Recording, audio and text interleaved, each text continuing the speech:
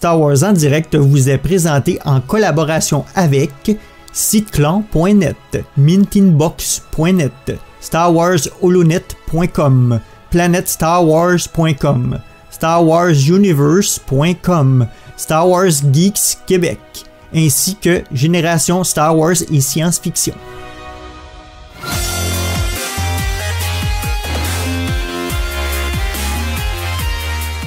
Bienvenue à Star Wars en direct, la voix du fandom Star Wars pour cette édition littérature où nous allons chroniquer le volume de Galaxy's Edge sorti chez Panini Comics.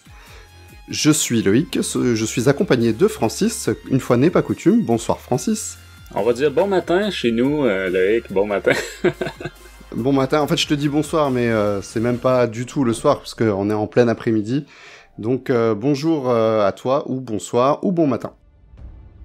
Voilà, on va continuer, on est un petit peu à la bourre sur nos émissions de littérature puisque nous allons chroniquer aujourd'hui un volume qui est paru en juin 2020.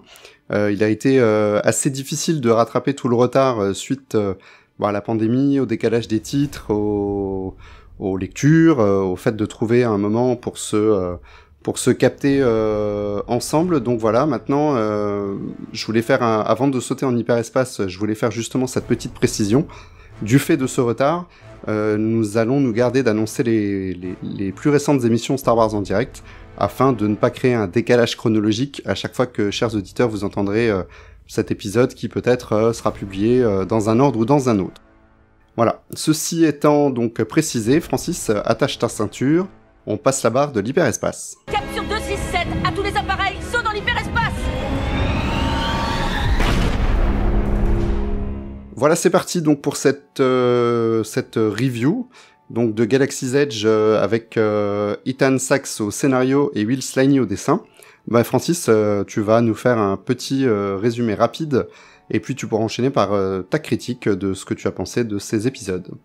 Oui, donc rappelons pour ceux qui n'auraient pas suivi Galaxy's Edge, le titre de l'album, on comprend que ça va se passer sur Batuu, et résumons rapidement que Galaxy's Edge, c'est le nom des parcs d'attractions que Disney a construits à l'effigie de Star Wars depuis quelques années, en Californie, en Floride, et si j'ai bien compris, sous peu, ou en tout cas éventuellement à Paris. Sous une autre forme. Ah, sous une autre forme, tu vois, je savais pas que ça allait pas être une copie conforme comme les deux autres parcs le sont. Ça sera beaucoup à plus petite échelle quand même. Ah, ok, ouais, il y aurait peut-être moins de terrain disponible. Et moins d'argent aussi. Ok. Bref, donc c'est ça, et Galaxy's Edge, tout se passe dans un avant-poste nommé Batuu, qu'on a découvert, je sais plus dans quelle œuvre canon la première fois, peut-être dans dans le premier Thrawn, peut-être. De Timothy Zahn, là, donc le roman intitulé juste Thrawn, qui allait avec Anakin, non, c'est ça, c'était en deuxième. Non, c'est le deuxième. Dans Alliance. Hein. C'est le deuxième. Alliance. C'est ça qui allait. Je sais pas si c'était pas apparu déjà dans Solo avant Throne. J'ai du mal à me repérer par rapport aux dates de sortie, mais on a regardé Solo hier et il le mentionne Black Spire. Mm-hmm. Ouais, c'est ça. Bref, depuis que les projets ont été lancés par Disney, c'est partout. Donc Disney veut rentabiliser ses parcs. Cette œuvre-là est inscrite tout à fait dans cette mission-là. C'est vraiment, le but était d'avoir quelques œuvres attachées, évidemment pour attirer les gens au parc, et aussi pour pouvoir les vendre au parc. Donc pour pouvoir vendre des récits. Les gens qui dorment à l'hôtel le soir, là, qui ont leurs propres hôtels, tout ça, peuvent se plonger dans cette immersion-là. On avait fait une émission avec Cécilie il y a un peu plus d'un an sur tous les œuvres il était sorti 3 livres en lien avec Galaxy's Edge et cette série de BD-là. Donc à l'époque, j'en avais brièvement touché quelques mots dans l'émission. Là. Mais c'est ça, aujourd'hui, on va vous parler de l'album en tant que tel, donc les 5 récits maintenant disponibles en français. On suit en fait au présent, on va dire, le présent, il faut mentionner à Galaxy's Edge, tout l'action, l'immersion, tout ça se passe à l'époque du Premier Ordre et de la Résistance, entre l'épisode 8 et 9, si je me trompe pas. Donc un petit peu après l'épisode 8, on suit toutes sortes de personnages. Mais ici, on va suivre une équipe j'allais dire de chasseurs de primes, mais c'est-tu peut-être plus des contrebandiers, en tout cas un entre-deux, des vauriens, comme on dit, dans l'univers de Star Wars. Et ceux-ci sont à la j'allais dire à la recherche, mais en fait c'est une simple mission pour eux. Là, ont été engagés par Doc Ondar, un historien local là, pour retrouver un artefact. Et bref, ça va être le fil rouge de l'ensemble de l'album, des 5 numéros au présent. Et dans leur recherche, vont avoir l'occasion de discuter avec plein de gens qui vont nous faire un récit flashback là, comme on a l'habitude de plus en plus dans le canon Star Wars, dans lequel on va suivre différents personnages bien connus. Donc en couverture, on peut voir Han Solo et Chewbacca. On en a un aussi sur Greedo, on en a un sur avec en fait 2 si on peut dire, avec Dr. Aphra. Je crois qu'on va même croiser à un moment les gardiens des Whiz avec pas Baze mais Chirrut Imwe. Je crois que j'en oublie un. On a Hondo Ohnaka qui lui est au présent, et aussi on va l'avoir dans les flashbacks là. Donc le pirate Hondo Ohnaka qu'on a découvert dans The Clone Wars, puis après dans Rebels, et qui est vraiment un peu le centre d'attraction, si on peut dire ça comme ça, ou en tout cas qui est au centre des récits à Galaxy's Edge. Donc évidemment, là, un des personnages favoris de Dave Filoni. Fait que bref, c'est ça. Et évidemment, on a le premier ordre qui va se mêler de la partie. On va voir Kylo Ren qui va apparaître là-dedans. Est-ce que j'oublie une des histoires, là, et que je crois que j'en oublie une? Non, je crois que c'est pas mal exhaustif. Donc en fait, c'est presque une série anthologique, ouais. Comme on a traité par le passé, puisque là, le fil rouge, il est vraiment prétexte à raconter les petites histoires dans l'histoire. Ouais. Et tu l'as pas précisé, mais Doc Ankar, en fait, est le propriétaire d'une des boutiques du parc. Un antiquaire. Sorte de, un antiquaire. Donc c'est l'endroit parfait où croiser des cristaux Kyber, des artefacts Sith et compagnie. Ouais, c'est ça, dans le fond, ils sont à la poursuite d'un espèce d'ancien, pas un sabre, mais une épée. Une épée? Ouais, mais avec vraiment une lame, là, mais donc antérieure à l'époque des sabres laser. Bref, c'est ça. Je pense pas que ce soit la peine de tomber plus dans les détails de l'histoire. Il va y avoir des petits retournements de situation, et Doc Ondar est loin d'être le plus, honnête des personnages. C'est un personnage qu'on a croisé aussi dans d'autres romans, même des romans qui n'ont pas le label là, Galaxy's Edge. Là, je pense entre autres au Collectionneur qui était sorti l'année dernière. Très bon petit roman là, que je vous conseille. Donc, qui avait été pas mal apprécié, si je me souviens bien, des différentes personnes de l'équipe de Star Wars en direct. Fait que bref, on a toutes sortes d'histoires vraiment sympathiques là-dedans. Peut-être en parler plus en critique, là, mais c'est ça. Comme tu dis, il y a un petit côté anthologie, one-shot, mais avec des histoires encore plus courtes qu'un one-shot, parce que ça prend quelques pages pour la phase au présent. C'est ça, ça fait pas des gros récits longs, mais c'est sympathique. Moi, j'ai envie de dire, c'est sympathique. Fait que ce serait ça pour le résumé de cet album-là. Je veux pas non plus vendre le punch final, là, mais et peut-être mentionner, c'est la même équipe de mercenaires, chasseurs de primes, contrebandiers, peu importe, qu'on avait dans la série Allégeance. Donc, qui est sortie en français avant. Donc, Panini a fait l'effort de sortir Allégeance beaucoup plus rapidement. Je pense que c'était sorti juste 4 semaines après la sortie anglaise, pour fitter avec l'épisode 9, donc l'ascension de Skywalker, alors qu'en anglais c'était sorti après. Donc les comics Galaxy's Edge étaient sortis avant, mais c'est ça, c'est la même équipe qu'on retrouvait dans Allégeance, pour ceux qui l'auraient lu et ou apprécié. Je sais que c'était pas mon cas, mais ou qui s'en souviennent déjà, ça sera déjà bien. Ouais, exactement, parce que c'est ça, c'était dispensable comme récit, ouais.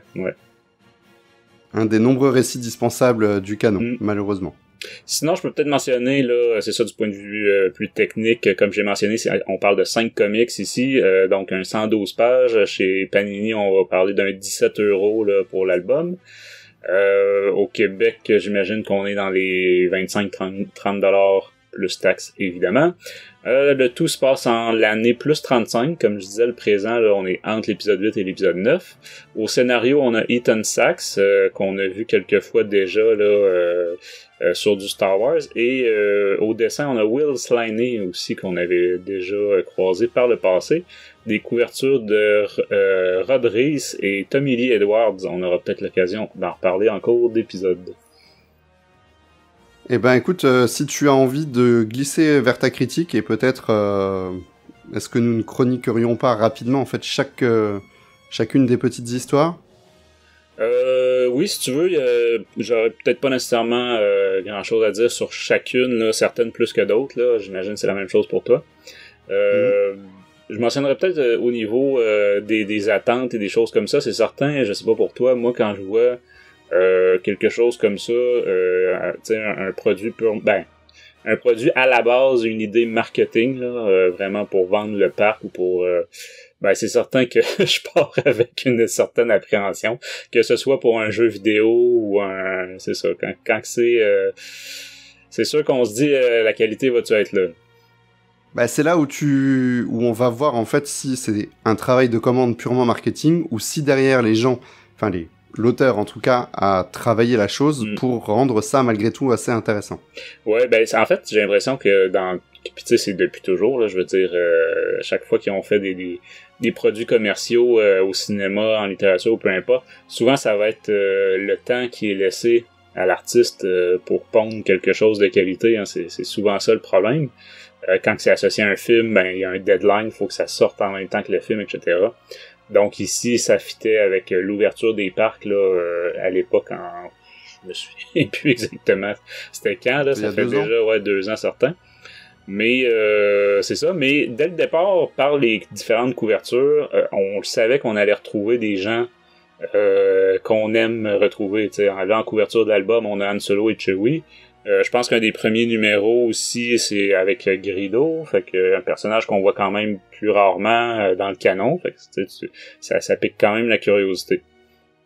Donc, en termes d'artistes, c'est ça, Ethan Sachs, on l'avait aussi sur Allégeance que j'ai mentionné tantôt. Il avait fait aussi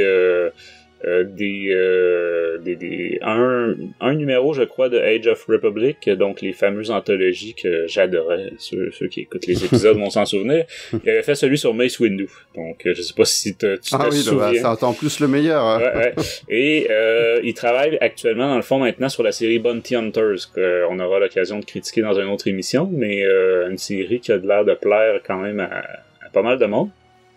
Sinon, Slaney, on l'avait vu je crois sur des couvertures jusqu'à maintenant avec Beckett et avec Beckett qui était un one-shot qui sort en janvier d'ailleurs là, chez Panini, et on l'avait eu sur l'ascension de Kylo Ren aussi, donc c'est quand même quelqu'un qui a un certain talent là. Donc c'est ça, en termes d'attente et de... Sinon, tu dis aller avec la critique, c'est ça, on a 5 histoires. La principale, personnellement, je l'ai trouvée vraiment peu intéressante, celle des fameux chasseurs de primes, tout ça.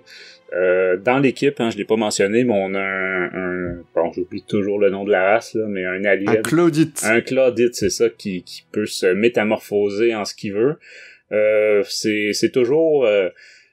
pour une histoire de mercenaires, de justement de contrebandiers, tout ça, c'est toujours pratique d'avoir quelqu'un comme ça dans son équipe.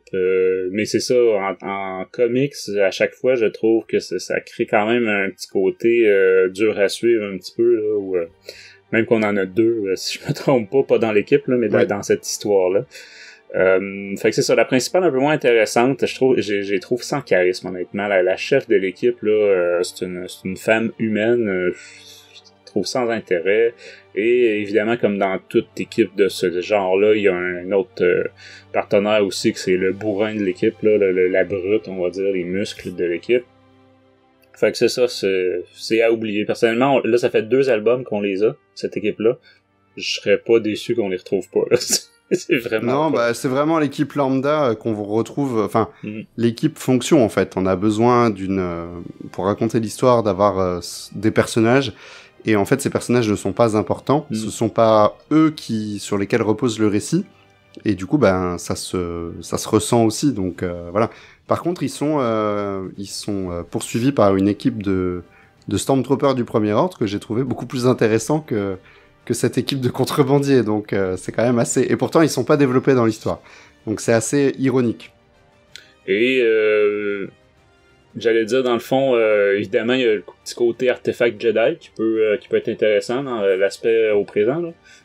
Par exemple, il y a certaines personnes c'est ce qu'ils aimaient de la série Dr. Aphra au départ. Un petit côté, justement, la Indiana Jones, là, à la recherche d'artefacts, tout ça. Dès qu'il est question des anciens Sith, des anciens Jedi, tout ça, ça pique la curiosité, là. Mais c'est ça. Moi, je dirais que c'est Doc Ondar, donc le fameux Itorien, là, antiquaire, et Hondo Ohnaka, donc notre pirate préféré, là, qui vole un peu la vedette, entre guillemets, là, de l'histoire au présent. Rendre ça un peu plus intéressant. Ouais, mais en fait, au final, ça reste lui le héros de la série, puisqu'en plus, c'est un personnage de Galaxy's Edge. Tu parles de Hondo Ohnaka, ça? Non, je parle de Doc Ondar. Doc Ondar, ouais. Quelque part, il y a quand même, on va dire, une certaine cohérence, là. Une certaine cohérence. Oui, tout à fait. Puis c'est les gens, je vous invite peut-être à aller voir le Star Wars 101 que j'avais fait sur les parcs Galaxy's Edge. On voit Doc Ondar là parce que c'est ça que les gens qui visitent le parc peuvent aller dans sa boutique là et l'approcher, et c'est très très bien fait comme animatronique là. Je dois avouer que ça a l'air très intéressant, même si j'ai pas la chance d'y être allé personnellement. Sinon, rapidement sur les récits racontés. C'est quand même mieux. Moi, j'ai trouvé que l'intérêt était là-dedans, dans ce qui est raconté. Écoute, celui d'Han Solo et Chewbacca, on a carrément une colonie de sarlac. Donc, les gens qui... ça vient créer tout un canon autour des sarlacs. Donc, c'est ça, il y en a un peu partout dans la galaxie. Ils sont carrément cultivés. Une ferme de sarlac. Donc, de bébés à devenir gigantesques.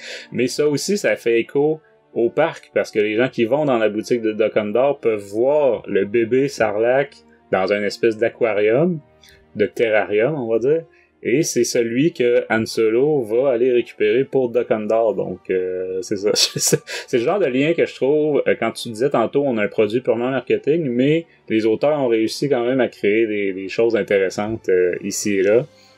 Je me suis noté aussi celle-là de Greedo, j'ai bien apprécié. On a Greedo qui va récupérer de son côté le sabre de Ki-Adi-Mundi, hein, le maître Jedi là. Bon, j'allais dire exécuté par des clones, ils sont tous exécutés par des clones, hein, mais un de ceux qu'on voit au cinéma, hein, qu'on voit dans la Revanche des Sith. Pas tous. Ouais, pas tous. Mais bref, c'est ça, un petit côté prélogique, hein, que j'ai trouvé bien le fun. Et Greedo, c'est un personnage que j'ai toujours trouvé quand même intéressant, même si au cinéma on le voit en quelques secondes puis il meurt, là. Mais c'est ça, ceux qui ont joué à Battlefront ont pu profiter de lui un peu. Sinon on a les Gardiens des Whis, comme j'ai mentionné là, dont Chirrut, que je trouve ça intéressant de c'est ça, de retrouver un casse là, c'est ça, un peu comme si Indiana Jones dévalisait un temple. Ils vont voler la relique dans le temple, hein. C'est vraiment du Indiana Jones tout craché, quoi. Ben c'est ça, d'avoir les Gardiens des Whis à l'époque où il y avait un temple à protéger, donc avant les événements de Rogue One. Et enfin, ben c'est ça, une Dr. Aphra, et vraiment une Dr. Aphra dans le style Indiana Jones. Donc pas comme les plus récents albums, mais vraiment comme le premier.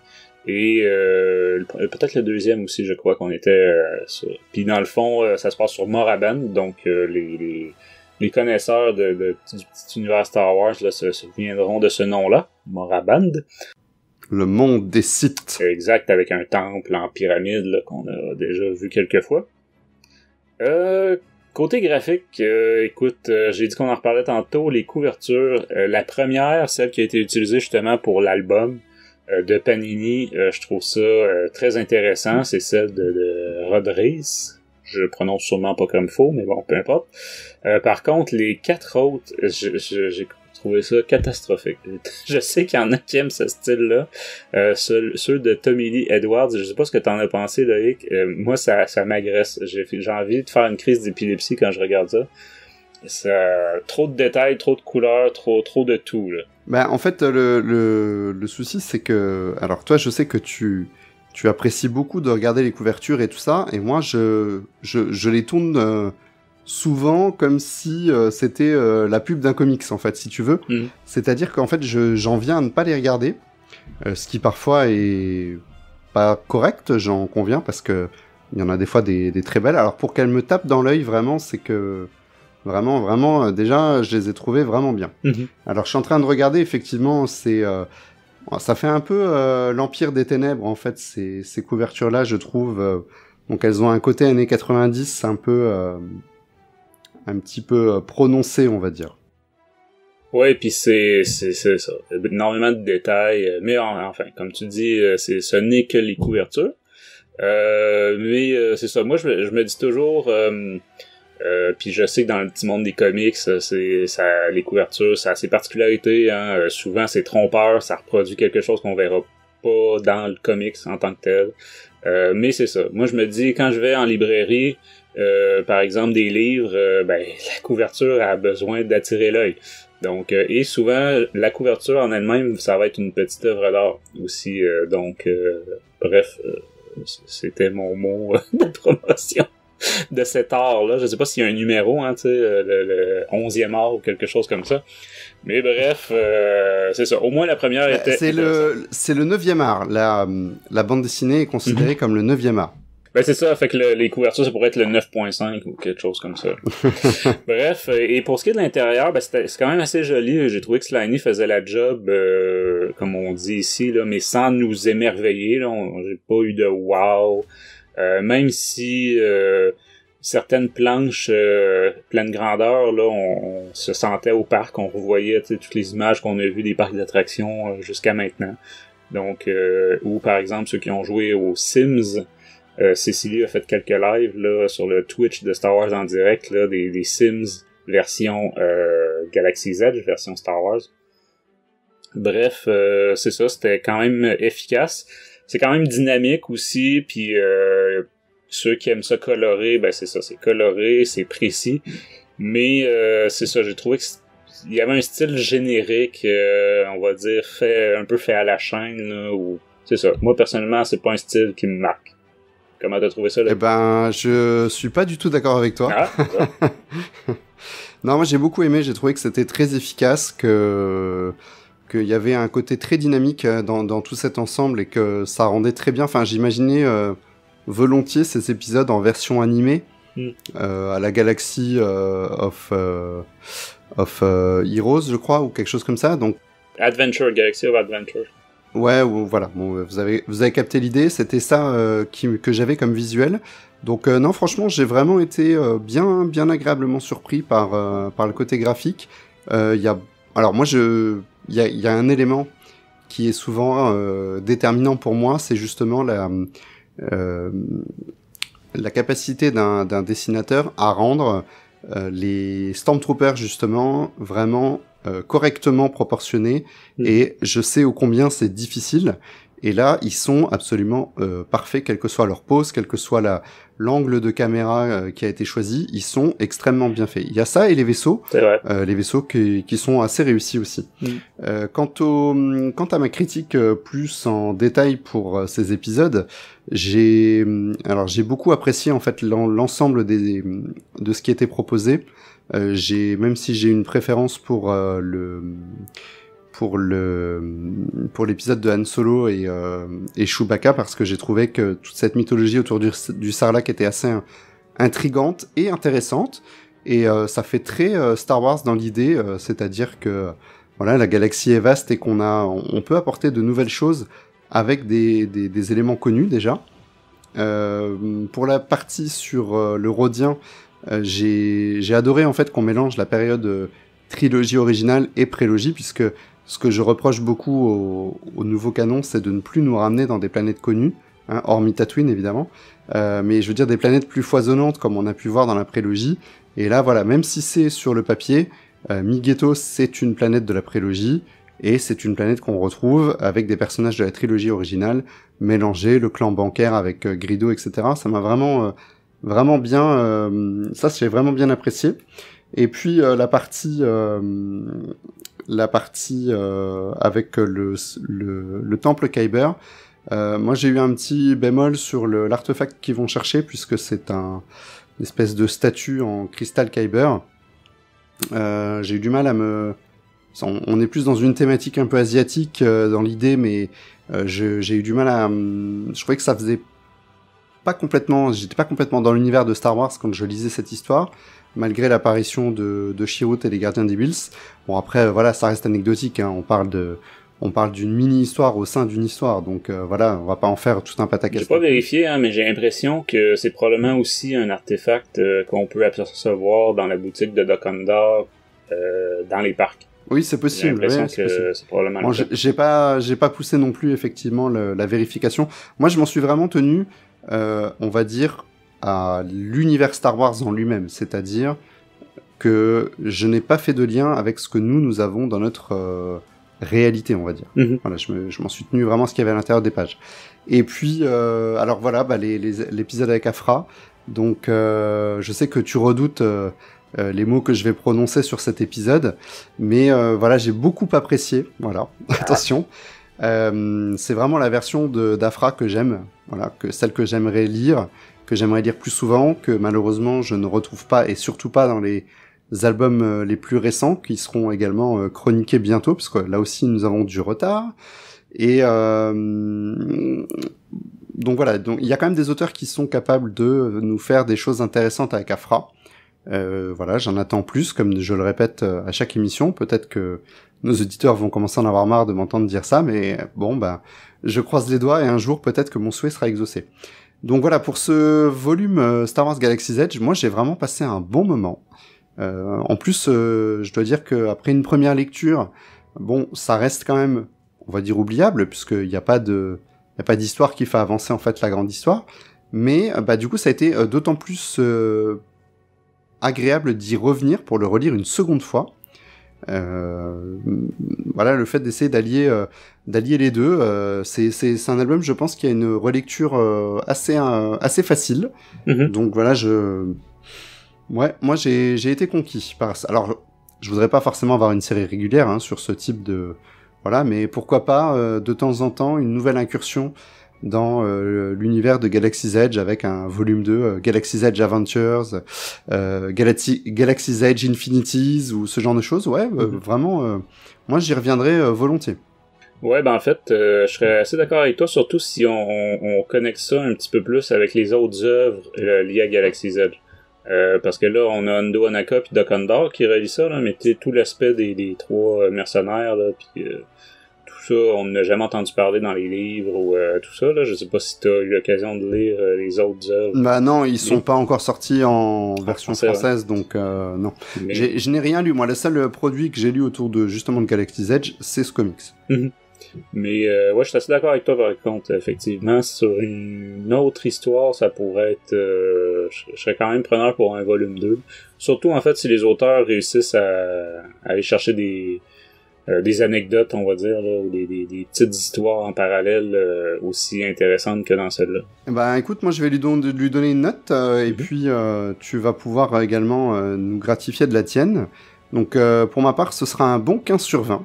Voilà, je pense que c'est un album qui vaut vraiment le coup d'avoir dans sa collection, ne serait-ce que par le format, hein, un peu justement, particulier d'avoir un produit dérivé d'une attraction Star Wars, mais en plus qui est plutôt sympa.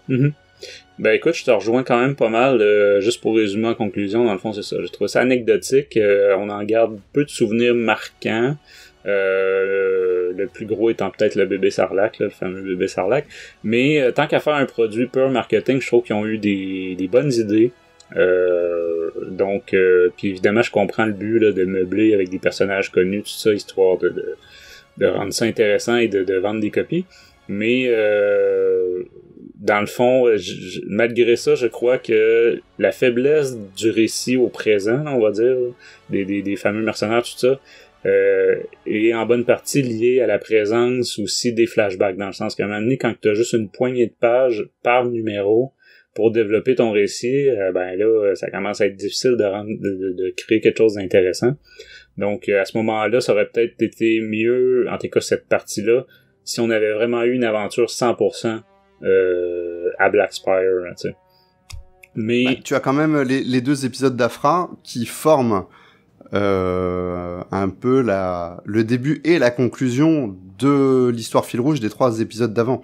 Donc quelque part, effectivement, le seul moyen de boucler son histoire, c'était d'utiliser une partie des récits pour développer son fil rouge. Ouais. Et ça, je trouve que ça a été fait quand même assez intelligemment. Ouais, non, c'est ça. Je trouve que l'exécution au niveau du scénario là, de Ethan Sachs, là, c'est quand même très bien. C'est bien monté. Pas mal mieux, en fait, que Allégeance qui nous avait servi là, peu de temps après.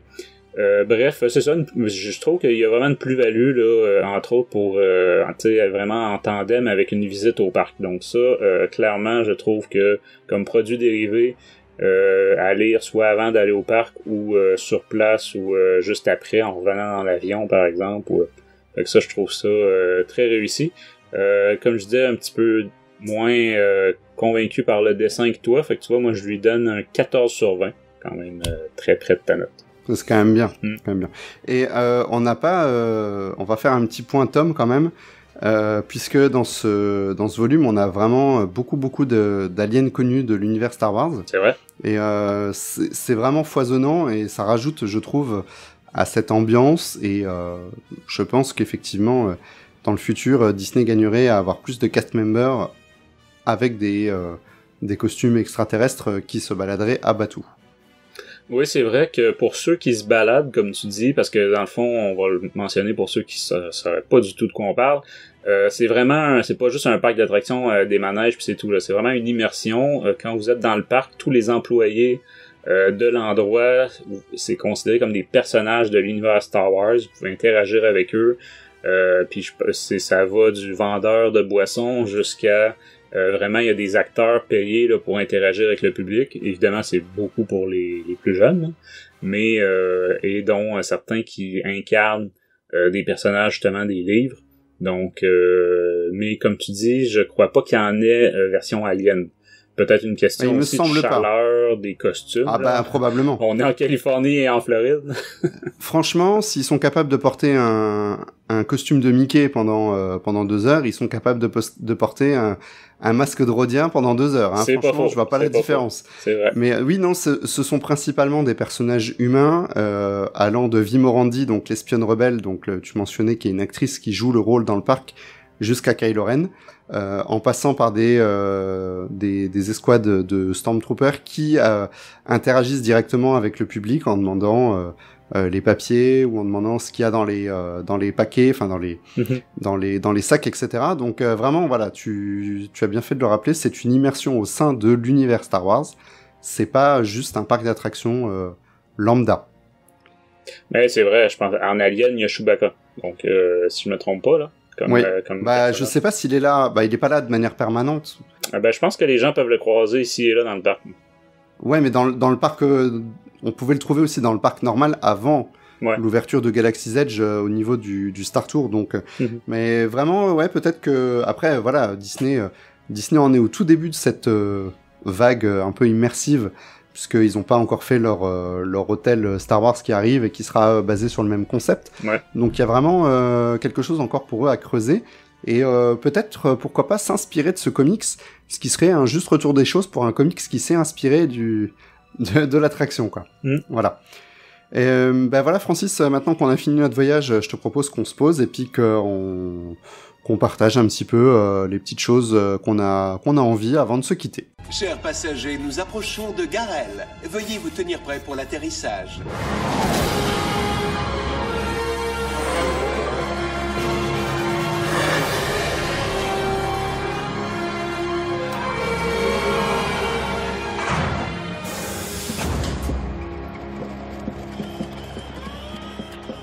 Nous voilà donc posés au spatioport. Maintenant, moi j'avais envie de partager quelque chose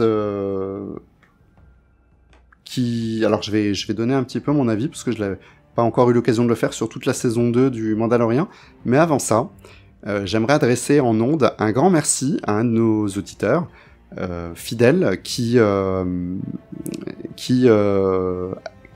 que l'on retrouve sur Discord également, avec qui j'interagis beaucoup, et puis au détour d'une conversation Discord comme ça sur le ton de la déconnade, il avait dit qu'il avait reçu, donc il avait partagé sa réception du livre des archives Star Wars épisode 4, 5, 6, Et puis comme ça, Sylvain lui dit ah bah tiens, je t'envoie mon adresse et tout. Et puis moi j'avais posté à la suite de Sylvain, ah, bah moi aussi, si t'en as un, je le prends, etc. Et en fait, il a répondu, donc il est rentré dans le jeu, il a répondu que le premier qui a envoyé son adresse en MP, il lui a envoyé le livre. Donc j'ai envoyé mon adresse en MP parce que j'y croyais vraiment pas du tout qu'il le ferait. Et puis en fait, il l'a fait. Donc voilà, j'ai reçu de la part d'un de nos auditeurs un cadeau. Et c'est vraiment la première fois que ça m'arrive. Donc je tenais à le remercier vraiment du fond du cœur, Grand Amiral Fab. Ça m'a beaucoup touché en tout cas. Parce que c'était vraiment lancé sur le ton de la déconnade et il n'y avait pas de réelle pensée de ma part de l'avoir. Parce que sincèrement, de toute façon, j'avais prévu de l'acheter. Donc c'était pas un souci à ce niveau-là. Mais voilà, ça m'a fait vraiment plaisir. Donc je l'ai pas encore attaqué. C'est vrai que j'ai pas eu le temps. Ce mois de décembre a été assez rempli. Mais je l'ai feuilleté, les enfants aussi, et ça a l'air vraiment d'être un très beau bouquin avec beaucoup d'informations. Donc c'est pas la version format géant, hein, c'est la version rétrécie, donc qui était ressortie récemment.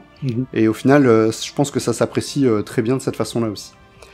Donc voilà, un grand merci, grand merci. On le salue, Grand Amiral Fab, qui est très présent sur notre Discord, avec qui on a régulièrement l'occasion d'interagir, donc toujours bien le fun d'avoir ses avis là, sur que ce soit sur les émissions ou sur le Discord, on part sur tous les sujets inimaginables, là, donc... Ouais, et puis on a des longues discussions, et si vous la suivez pas, vous arrivez, il y a 90 messages à relire, c'est un peu... des fois, c'est un peu compliqué. Ouais. Et puis, donc je vais partager mon petit avis rapide, hein, bien sûr, on va pas rentrer dans le détail, de la saison 2 de Mandalorian. Comme dirait Francis, j'ai pas détesté du tout cette saison. Je l'ai même beaucoup appréciée, et à ma grande surprise, il n'y a pas un seul épisode que je n'ai pas aimé, même si, bien sûr, dans certains épisodes, on trouve des défauts, notamment sur l'épisode fan-film de Robert Rodriguez. Mais franchement, c'était un réel plaisir de regarder cette saison 2. C'était les montagnes russes à chaque épisode. Ça montait, ça descendait, les émotions, toutes sortes d'émotions. Et j'ai hâte de retrouver Mando peut-être dans une nouvelle phase de sa vie, sans gros goût. Voilà, donc vraiment excité. C'est une saison que j'ai envie de réécouter, que j'ai envie de revoir, parce que je pense qu'il y a encore une fois beaucoup à en dire, peut-être qu'un second visionnage, histoire que quand on connaît la finalité, ça va apporter une autre vision de la chose, et ça peut être vraiment sympa. Donc merci Monsieur Filoni. Merci Monsieur Favreau de nous avoir fait rêver comme ça avait pas été fait depuis longtemps, voilà, on va se l'avouer aussi. Enfin, je le dis, je pense que ça surprendra personne en tout cas, mais voilà, c'est peut-être une nouvelle ère Star Wars qui s'ouvre, peut-être que c'est pas au cinéma, peut-être que ce n'est pas sur un grand écran, mais en tout cas, moi si ça me fait vibrer la vibe Star Wars comme ça, pour moi c'est un grand oui. Et depuis que c'est sorti, je pense qu'on peut se permettre de spoiler, Loïc, mais qu'est-ce que t'as pensé de la fameuse scène finale post-générique qui annonce le futur projet? Alors, je suis pas un grand fan de Boba Fett dans, on va dire, sa globalité. Ça y est, on va recevoir des insultes de Sylvain. Ben justement, Sylvain n'a pas assez insisté dans le débrief du dernier épisode sur le fait que j'avais raison quand je martelais que Boba n'était pas un Mandalorien. Donc, vu qu'il l'a reconnu en off, je me permets de le dire en ondes. Mais eh oui, j'ai les preuves, hein, j'ai les captures d'écran. Mais voilà, j'ai été surpris. Enfin, on attendait une série Boba Fett. Je veux dire, le fait de le faire revenir, pour moi, il n'y avait pas trop de doute. Je m'attendais pas à ce qu'il l'annonce comme ça tout de suite. Je m'attendais pas à ce qu'elle arrive dès l'année prochaine. Pourquoi pas? Franchement, je trouve que ce qui a été fait ces dernières années, ça m'a prouvé que les auteurs arrivaient à me faire apprécier des concepts ou des situations que d'habitude ne me parlent pas dans Star Wars. C'est pas forcément ces choses-là que j'apprécie. Mais finalement, ils y arrivent par beaucoup de talent, par beaucoup d'amour de la saga. Et ben, j'ai envie de leur laisser une chance et puis de ne rien attendre et d'être éventuellement agréablement surpris au visionnage, quoi. Voilà. Ouais, puis on peut dire maintenant, là, on est quelques temps après, donc ça a été précisé qu'on va avoir droit à l'événement Boba Fett. Là, on sait pas encore, ça va être une série, mais on sait pas exactement l'ampleur de la série, là, probablement juste quelques épisodes. Mais ça va être avant la 3e saison du Mandalorian. Donc, normalement, en décembre l'année prochaine, si le COVID peut nous foutre la paix un peu. Ils sont pas trop embêtés puisqu'il n'y a pas de tournage en extérieur. Il n'y a pas d'équipe à déplacer, donc finalement, grâce au volume, ils peuvent continuer à. Il y en a quand même quelques-uns, parce que oui, t'as raison, ça n'a pas retardé la 2e saison, mais je sais pas si t'as pris le making of qui est maintenant disponible pas encore. Sur Disney+. Et à la surprise, on va dire, de certains, il y a quand même de l'extérieur, un peu. Entre autres, tu mentionnais l'épisode de Robert Rodriguez. Justement, c'est quelque chose qui s'est fait beaucoup en extérieur. Ça se sent, hein, ça se sent quand même qu'il y a un côté pierre réaliste et tout ça pour cet épisode. Ouais. Donc, bref, c'est ça, je t'invite à aller le voir. Malheureusement, c'est pas 8 épisodes de making of comme avec la première saison, c'est vraiment un seul. Mais c'est toujours aussi intéressant quand même de voir les coulisses, même si ça passe évidemment beaucoup plus vite que la dernière fois. Mais j'ai prévu de le regarder, hein, puisque alors je m'étais un peu ennuyé pendant les 8 épisodes de la première saison de Making of, donc moi je suis assez content au contraire qu'il n'y ait qu'un seul épisode. J'espère que ce sera un peu plus condensé. Alors maintenant, du coup, je suis quand même en train de revenir sur les épisodes du Making of de la première saison pour justement essayer de comprendre un petit peu comment fonctionne ce volume. Parce que je dois dire que je suis assez bluffé par le rendu. Et même, par exemple, je vais citer un exemple. C'était dans le premier épisode, donc là où il y a le client, donc dans la première saison. C'est un bâtiment, donc et en fait, ce bâtiment, à l'intérieur de ce bâtiment, il y a très peu d'éléments de décor construits. Et c'est quasiment le volume qui représente toute la pièce. Et vraiment, c'est bluffant, effectivement. Ah ouais, c'est bluffant, ça m'intrigue. Donc vraiment, je reviens, mais juste pour le côté volume et le côté de la marionnette de Baby Yoda. Et c'est les deux seuls aspects sur lesquels j'ai vraiment envie d'avoir des renseignements, quoi. Justement, effectivement, dans le deuxième, le making-of de la 2e saison, on apprend qu'ils ont grossi pas mal quand même le volume. Donc, on a quelque chose de plus grand et de plus haut.